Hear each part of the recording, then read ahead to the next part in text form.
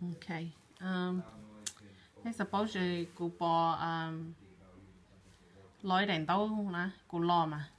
Cô yêu mua ở trong cái cho nó cố thiệt, tất nhiên cô chỉ bảo sợ là tôi là sợ chỉ cô yên sợ tàu lợi thiệt. Okay, nè khi nó chỉ cô yên cho border lia, tan total all the way around. And nè yêu mua đèn tàu, tôi chơi như tất cả nó thiệt. So. Yeah.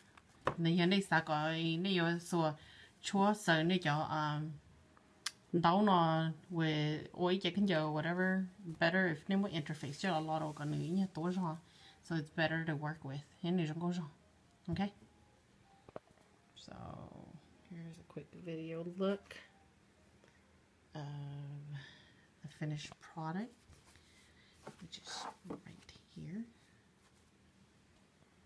and there you go and